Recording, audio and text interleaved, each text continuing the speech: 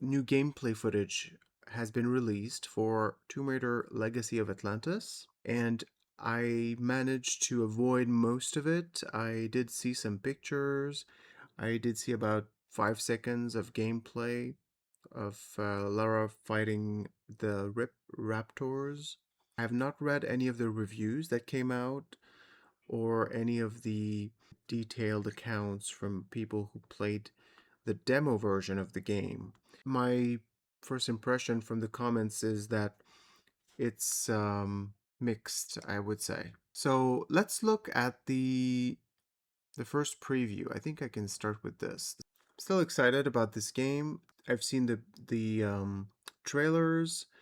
I noticed, of course, the great elements in it and the not so great elements in it. The not so great ones, I would say, are the animations that I saw there look a bit weird, but I'm still open-minded, even though I assume that the game will be more akin to the Survivor trilogy than any other, and still yet the akin to the Legend Anniversary trilogy, more so than the classic games, which are so old, it wouldn't make any sense to really draw a lot of inspiration gameplay wise from these old games. So I understand that this is going to be what it is. And I'm not a big fan of either the first reboot or the Survivor game. So I'm not expecting to be completely won over by this new game, but I'm still excited to play it. Anyway, so with that little preface, let's look at the new gameplay video. You know what Tomb Raider is. Chances are you've played one of Lara Croft's many adventures, or at least one of the cinematic action adventures that her original 1996 expedition inspired, whether that be the Uncharted, Horizon, or Star Wars Jedi series. Okay, so this is an introduction that really just gives us footage we've already seen. Okay. The first preview by Simon Cardy. From We IGN, I recently had guess. the opportunity to play through its short water puzzle, cartwheel, and dinosaur shootout filled demo, which certainly felt familiar, albeit with a gorgeous new lick of paint and more modern tweaks sprinkled in. This mechanism looks like the waterfall regulator, but clearly it's not working. It was Okay, so I'm sorry, I'm going to stop because so I've seen this picture online. I've read that there is something similar in this game to the Survivor trilogies. I think it was called the Instinct. I think the Instinct mechanic, where you would press a button and she would like be able to see certain important elements. So here she has an actual device that allows her to read and interpret certain parts of the environment. It reminds me of Metroid, actually. It could be done well. I just hope that it's not something that's completely necessary at all times. The problem I remember from Survivor games is that I was constantly pressing the instinct button to see where everything is that you can interact with. So, anyway, we'll see. But clearly it's not working. It was fun, and we were left intrigued to see how deep this merging of an old story told using a new box of tricks will go when the full game releases next February. So she has the pickaxe again, and you can use it to cut down certain vegetation to make a way. And of course, as I expected, we're going to see a lot of this kind of traversal along the walls like in Anniversary and Legend, which I'm really not a fan of, but we'll see if there's also more 3D exploration. 30 years is a long time, especially in the rapidly evolving world of video games, and if you've picked up a controller and attempted to play the original Tomb Raider recently, nothing emphasises that like how Lara Croft controls. Stiff and heavy, with your thumbs the victim of her sluggish turning circle, Lara's manoeuvrability resembles that of a transatlantic ocean liner more than an... All right. So, of course, as a longtime fan of the classic series, I understand that for new players, the old style of the controls, the tank controls, is definitely something very foreign, something alien, difficult to understand. But in my view, it is the perfect way to play the original games, and I actually enjoy the weight that it gives the character that you're maneuvering in the environments. You really feel that every move that you make has to be determined, chosen.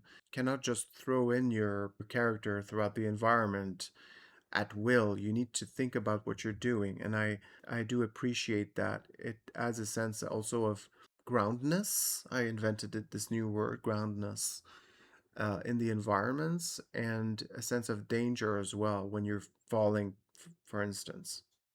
Enterprising Atlantis Explorer. Thankfully, this remake, co-developed by the series' long-term custodian Crystal Dynamics and newcomer Flying Wild Hog, fixes this. Oh, fix it. It was not something to be fixed. It's not a failure of the original series. It was, first of all, a necessity because there were no sticks at the time on the controllers. It was only a D-pad and a keyboard. So you needed to be able to move a character in a three-dimensional environment using a D-pad. So they developed a control scheme that made it possible to do so. So there was nothing to be fixed. Very annoying. This person talking is reportedly a gaming journalist, so some sort of an expert, yet he has a very biased and ignorant view of what the original controls were. This Lara is light on her feet with a floaty jump more reminiscent of Princess Peach than Nathan Drake. It takes a little getting used. Okay, so we see a lot of footage we've seen before, and sometimes a new footage, like the shot we just saw, Lara plunging. So you can do that freely, I'm assuming, in the environment in the game. Drake. It takes a little getting The animation looks good. used to at first, especially if you've become accustomed to the adhesive fingered approach that Naughty Dog injected into the action adventure game.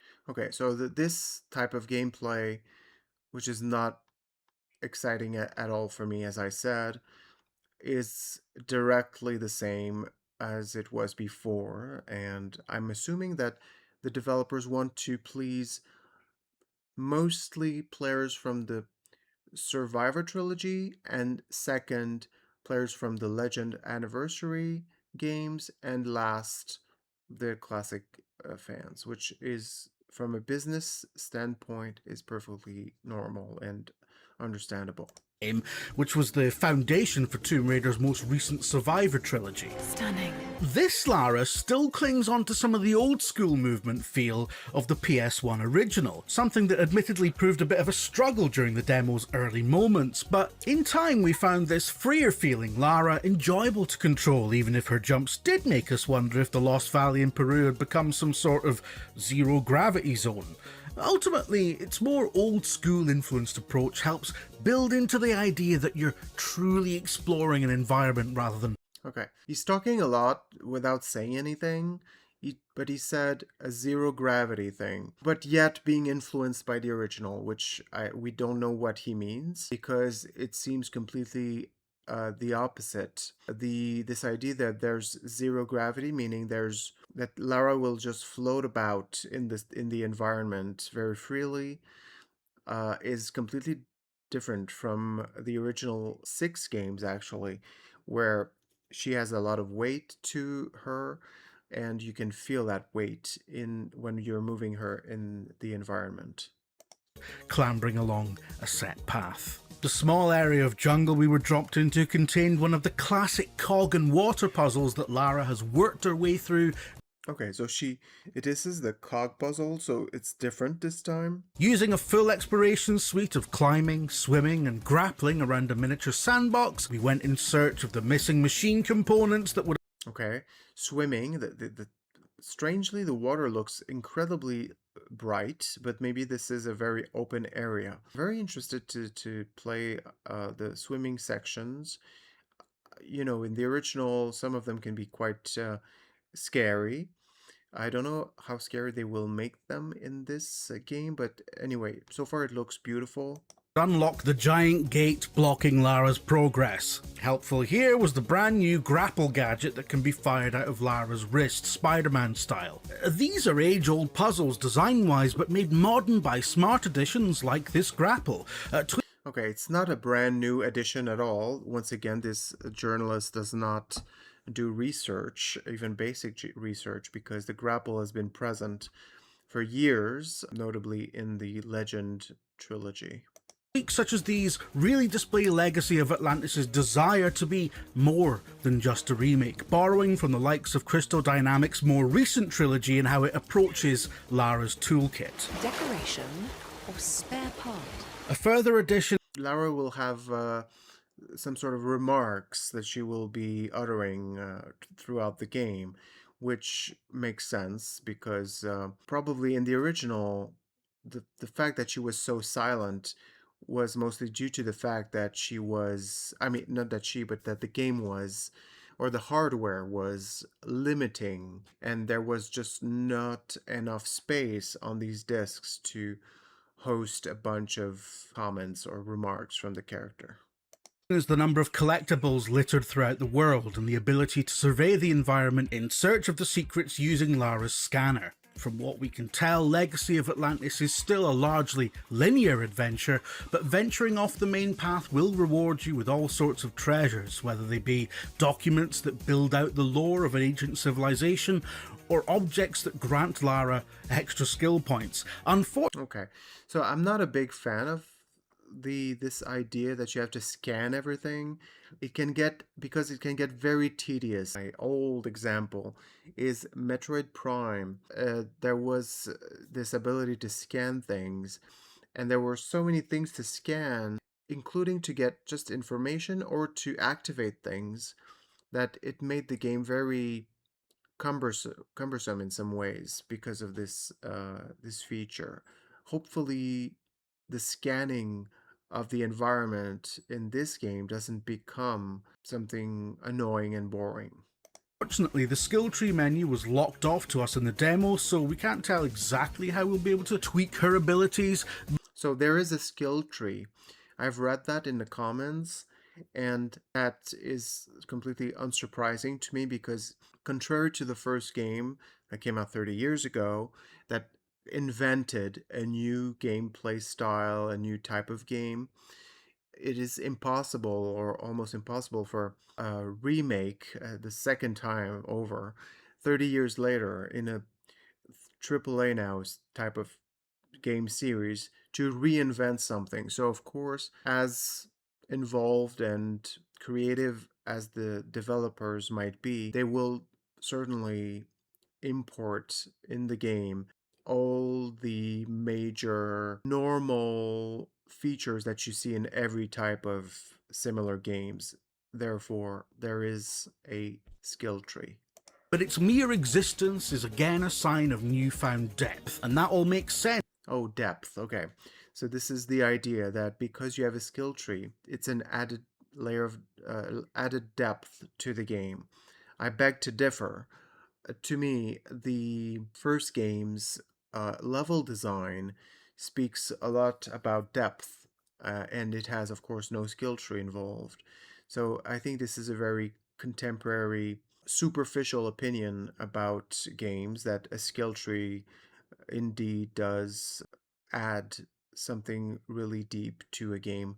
To me, it's often very superficial, as it is in the Survivor games that I've played, the first and second Survivor games, where this I just randomly upgraded anything in the skill trees, and I didn't really think of it, and it didn't enhance my gaming experience for the most part.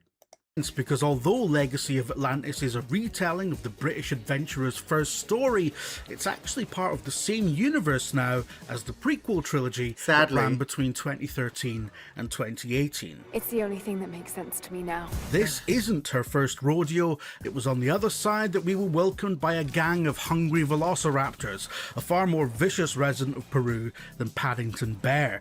That's probably for the best though, because the thought Okay, so that's the small video I've seen before.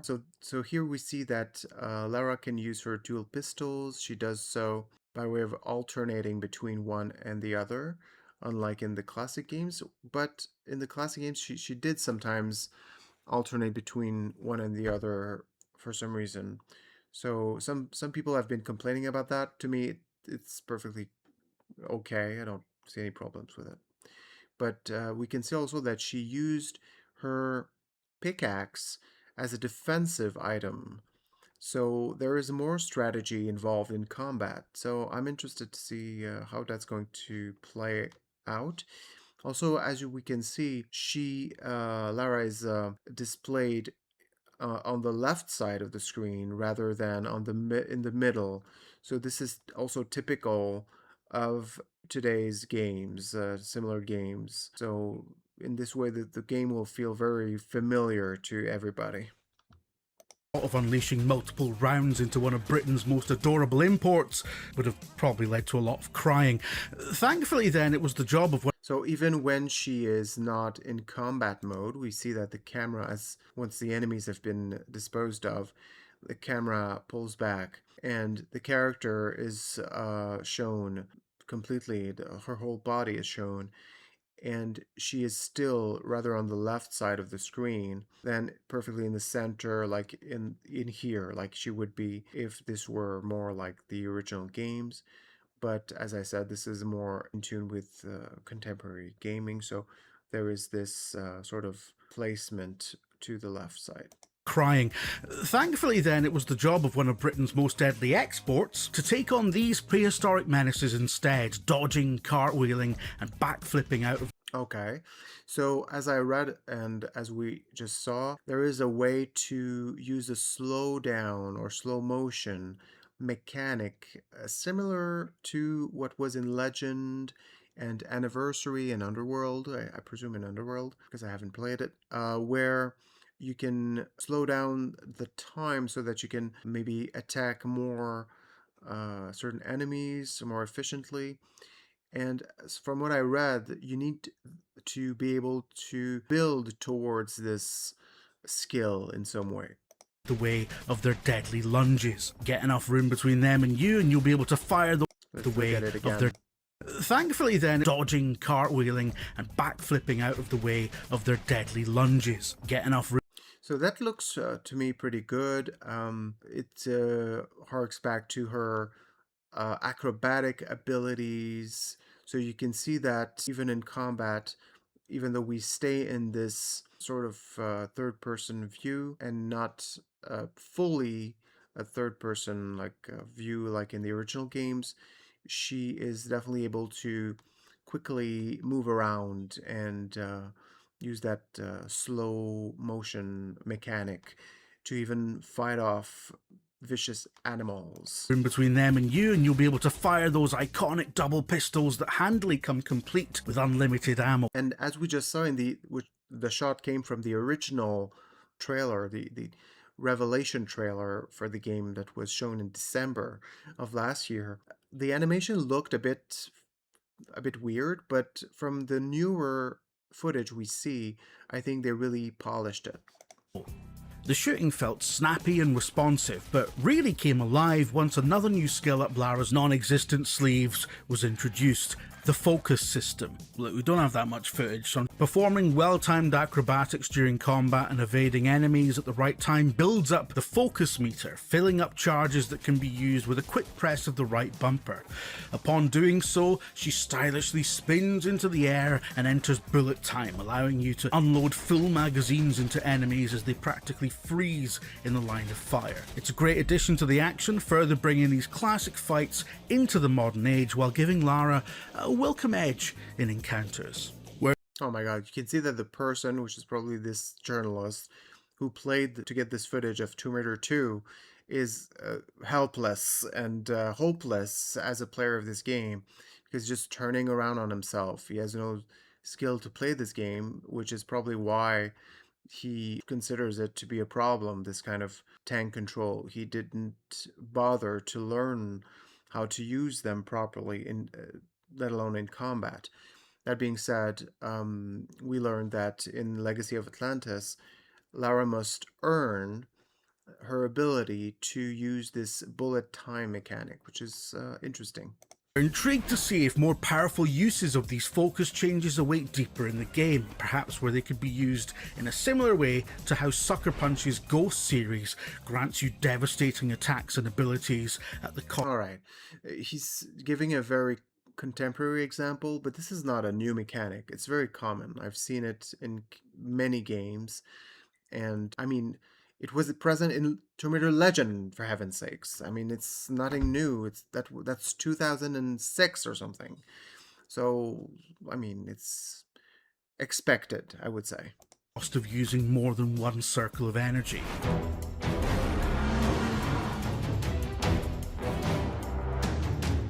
We could experiment too much with Tomb Raider's own take on gun fu. A rude interruption was made as one of the series' most iconic moments took over the scene. Into the arena, and her previous foes flee the scene with haste. So in this game, clearly she was frightened, unlike in the first game where she doesn't have any reaction per se, except usually it's the players who run in fear. But we'll see how the new one reacts. Having to use footage from Anniversary to illustrate this because we weren't given B-roll of the new T-Rex segment, but we can say the sequence has undergone a complete facelift, translating the primitive capabilities of the original PlayStation into something entirely more cinematic. Okay, something primitive versus something cinematic. The one thing I would say about that is that from the gamer's point of view, the reaction that the gamer has in that scene in the original game is memorable. And even newer players that I've watched play the game, discover the game, they get to this part not knowing what's going to happen, and they scream or they change their way of talking, and they feel frightened by this, as he said, primitive creature. But from simply the point of view of the reaction of the gamer's perception, this is definitely still very effective. Rather than a simple shooting affair, the scene now begins with a playable chase down a treacherous jungle pathway as Lara slides, swings, and clambers to escape its sharp-toothed maw. There's a great... That's what I expected. I've heard that in Anniversary, it's a lot of it is cinematic. What I thought would happen this time would be half cinematics and half going through the environment trying to flee the T-Rex. Sense of peril in the cinematography and effective use of slow motion as Lara slides between the dinosaur's legs, mirrored by a great sense of muddled bewilderment and desperation in the voice of Alex Wilton Reagan, the late... Okay, so a muddled bewilderment, and so not complete fright, sort of surprise, and then we see the actress who not only gave her voice to the character, but as it is now the norm, well, whether the voice actress or someone else, usually gives their body to the character as well, since they can be, as she is shown here, recorded while walking, running, or doing various movements. Latest actor to pick up the dual pistols. And partway through this attempted escape is where our time with Legacy of Atlantis ended, as Lara... Okay, so we can see we can push certain rocks or other objects perhaps, and that in this case it can lead to her falling down. Plunged into a river, her rope bridge escape route destroyed. And we saw that as she was falling into the water, she changed, the animation of the character changed. She adopted a position of safety, I guess, for anyone plunging into water from this kind of height. destroyed by the T-Rex. This cliffhanger concluded a short but varied look at what this latest reboot of Tomb Raider has to offer, and so far it feels like all the necessary ingredients are there. At its core, the design attempts to blend the classic feel of Lara Croft's movement with a more modern approach to combat and exploration. This figure they're worshipping, could it be Qualipeg? What more could you ask for? We're looking forward to see how all that comes together when Tomb Raider Legacy of Atlantis arrives on February 12th, 2027. Looking forward to see how all that So in this part of the action or gameplay, you can see that the characters are more or less in the center comes together of when the Tomb Raider screen. Legacy of Atlantis arrives on February 12th, 2027 for And the animations look nice. I've seen people complain about the animation, but they look fine to me.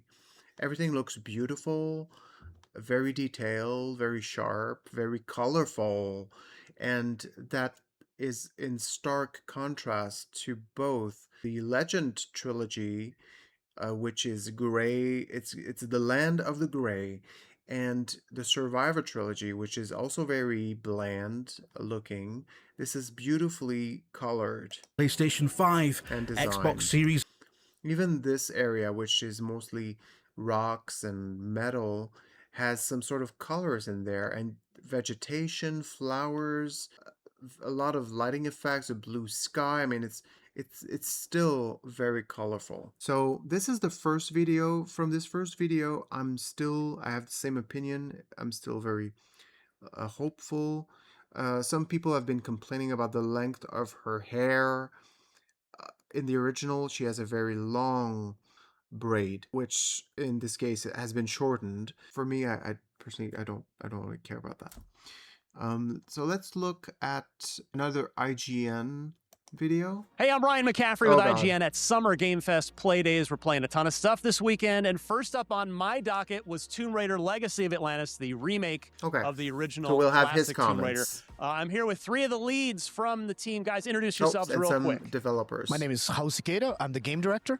Mike, my first question to you is, how do you balance the design and approach to a remake like this? Most people will either be playing this for the first time at this point, 30 years on, or if they're old like me and did play the original, it's been so long that I don't even remember. So kind of how do you balance the new stuff versus staying true to the original? We want to make sure that we have a recognizable experience for folks like you that have played the game before, but we also don't want to be handcuffed by that. We want to make sure that we are able to make creative decisions that are going to help make this game appealing to both fans and modern gamers alike. And so it's being very respectful to the past, but also finding ways to push forward into new territory. Yes, I think that is the correct way to approach this, because as much as I am a classic Tomb Raider fan and not at all really a fan of the later games, this is a new game. It's a new experience. It's not something from the past. It has to be something new. It has to be something current, contemporary, that can appeal to today's young gamers. They're not going to remake a game like this for, old gamers from, the previous century. So this is just the only way to do it. If I can add just a little bit of color to that, internally, we reference a lot this game as a love letter to fans. So we wanted to make sure that regardless of whether or not you are old player or if you're a new one, you should get the same feeling of it. We wanted to capture the same feeling that you had when you played the original one. It's about finding the iconic moments that we want to preserve, make sure that those are respected and original, and finding the areas in which we can color outside the lines. Lots of those details that just kind of naturally come throughout the process of reimagining, and making sure that balancing that with the iconic moments to create something that hopefully everyone will enjoy. And we want to build the same emotions for the players that they felt when they played the original one. So we want you to feel isolated, we want you to have this feel of discovery. So there is the limitations, we couldn't just go super crazy, but yes, we could. That's the second time they've said this, that they want to be able for the players to have a similar experience to what they had playing the original for the first time. I'm very curious how they determined what that was.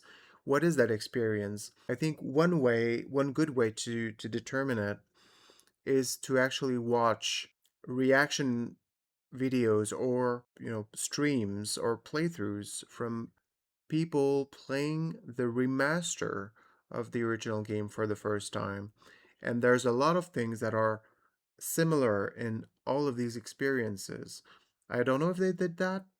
If I were working for them, that's what I would have done.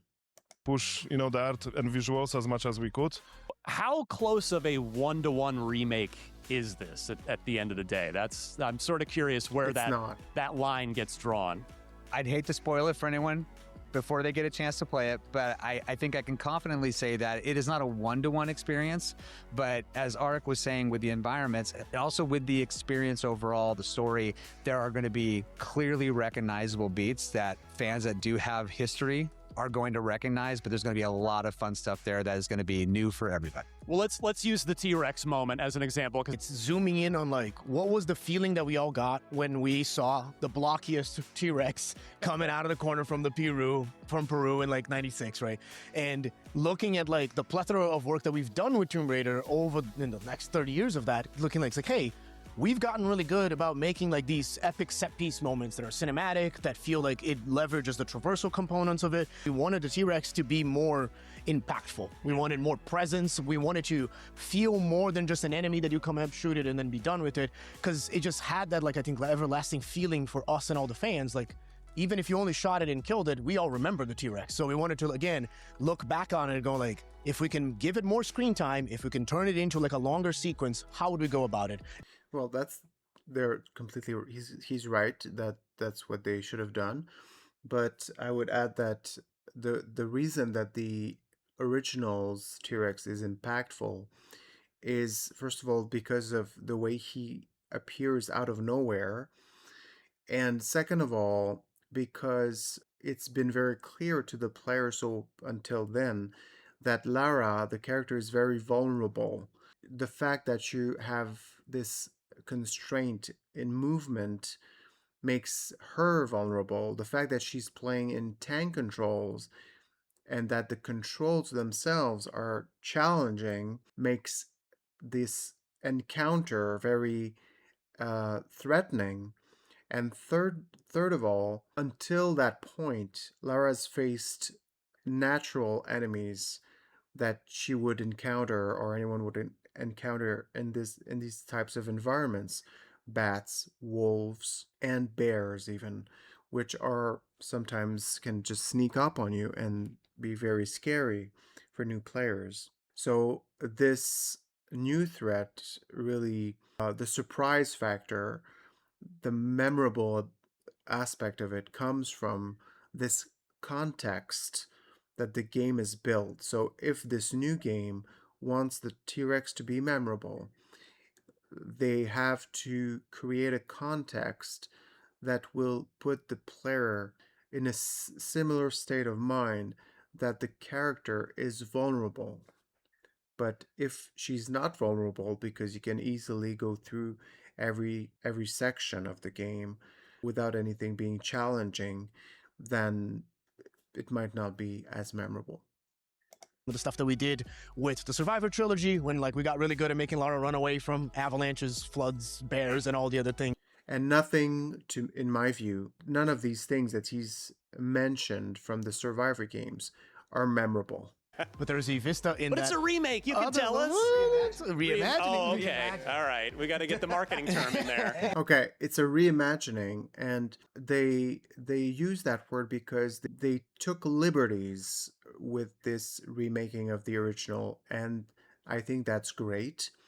And I hope that they really went for it, and I hope they really changed things. And who knows? I mean, maybe there's a completely new area that wasn't in the original. For instance, if I were reimagining this game, I would have added a whole section after Peru that has Lara coming back to wherever the Natla building is, and that has her climbing the building, reaching the building and climbing the building to get to Natla's offices. Something like that. I don't know if they will go in any direction like that, but I think that they were definitely free to do it because it's a reimagining. I mean, I just wanted to like basically what Jeff said, but basically it gives us more room to add extra flavors within being respectful to the players. Because if you would make just a remake, you would have to do it 1-to-1, and yeah, that's the main difference for us. What would the devs who are making the past games that that are telling this story, what were they going for? And how can we better achieve that in modern technology? And so that's why the moments like you talk about the Vista that you see, they're like, oh, that's so great. That's what all of our teams have been striving toward. And we just are now at a place now where the technology is caught up to where we can actually start to deliver it. So I agree to some extent that the technology allows the intentions, perhaps, to be better developed today. But in my view, the original is part of a gaming world that does not exist anymore. And at the time, the story was very much secondary to the gameplay and to the level design in most games. And the original Tomb Raider game, the main idea, I would say, is the gameplay, is the platforming, the exploration through platforming, through climbing in the various types of environments, some more horizontal, some more vertical. I really doubt that they will be able to replicate anything like that. I think it's not something that would appeal to today's gamers, but in that regard, I don't think new technology has anything to bring at all in terms of what made the original special, which was its gameplay and very special 3D type of platforming. This will be something else, but it's not something that will be upgraded, I believe, by this new technology. It's something that will have been left behind. So it's just about trying to make it the most faithful Tomb Raider experience. Of the players that will play Legacy of Atlantis, there'll be a much larger contingent of people who played the reboot trilogy that Crystal Dynamics did and the Montreal. Exactly. That's what I said before, that the first goal of this new game is to reach the players who played and enjoyed the Survivor games. Second will be those who played the Legend trilogy. And last, the classic games fans. How do you approach it with that in mind of like, okay, this is because that's the baseline, I think, for what a lot of your player base will end up. And that really is not something I want to hear, but it's something that's completely obvious, and it couldn't be done any other way, because this company would not spend all this money on this project to make something completely removed from the previous trilogy, which is the last modern Tomb Raider series, and in many gamers' minds, it it is what a Tomb Raider is. But personally, I find that very disappointing, and I'm hoping to I'm hoping not to find many similarities in Legend of Atlantis to Tomb Raider Survivor. Up being. Obviously, the grappling hook seems like one key core piece of that. It's important for us that Lara has a Survivor series in her past, but she is not beholden to it. You are seeing her in her prime. Okay, I love these guys' expressions. There's so much, I want to look at them again. So we are finding Lara at a particular point in her career where you are seeing her in her prime, and that I don't know what it means, but it's very interesting. That's what we are focusing on for this experience. The events of the Survivor series did occur, and this is the same So Lara, it is in the same universe. but we are finding her at this point in her career. Okay, so I knew that they would not go back to the original story with a truly self-made person a truly independent Lara Croft, a truly creative personality as a writer and adventurer. They are they had to go back to the Survivor trilogy's boring Lara's storyline about her father and her mommy and all that. I'm not surprised by it. Hey, cool. That's pretty sweet. All right, just a couple more for you guys, and I It's not cool or sweet, by the way. will let you go. So, any sort of behind the scenes stuff or extras? Maybe I can look at this one. Stars play Tomb Raider. So I think it's the actress who's playing Lara Croft in the game. She's playing the game. That's my place. Ha! Sorry, I just picked up a potato. I haven't seen this. A This is the first time potato. I've seen this. This is great. Yeah, so I've read that Lara can pick up potatoes in this. So I'm assuming that there's some sort of healing system with vegetables. Maybe you can pick out from the ground. And some people were upset about this on the internet. I mean, why not? It's not more odd than picking up opened chocolate bars from the ground in Paris. Yeah, remember geometry from high school, Troy? Troy's picking up another potato. She needs all the potatoes. Oh, I love this because I cannot hear you. Won't budge. Something's jamming the mechanism. What's jamming the mechanism, Nick? Did you swim? Yes, I do all my own swimming sequences, actually. Do you really? Yes, of course. Do you not? You can pick up a potato. Look, you've got a potato. I have a potato. Oh, this game's addicting. Of course, the gun. It's leaving me with the kind. Interesting. And still, you can see how colorful the game looks. Very beautiful. And it's interesting that we get some very quick shots of like the interface, like the health bar maybe or something. of feeling that hopefully everybody's Like walking this, away with, and I what bet is they will be, this? which is, I just want to play more of it. Only twice. Maybe you have to develop some sort of skill in the skill tree about cooking potatoes. And unless you do that, she's just like, oh dear, I'm afraid I cannot eat this raw potato. It would just not be right. No. Where's the salt?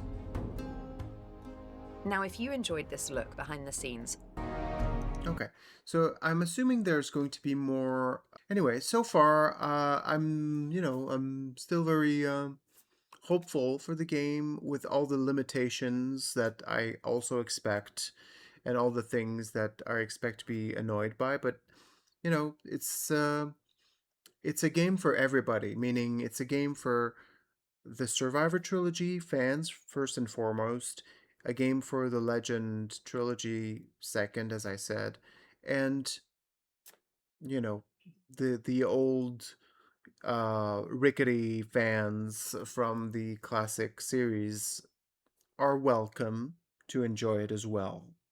Kind of. So that's what I'm expecting. Apparently, there's no maps.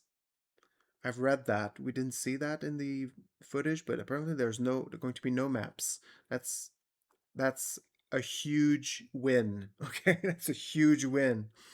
So I'm willing to trade no maps for an electronic scanner. Okay, we can have the scanner.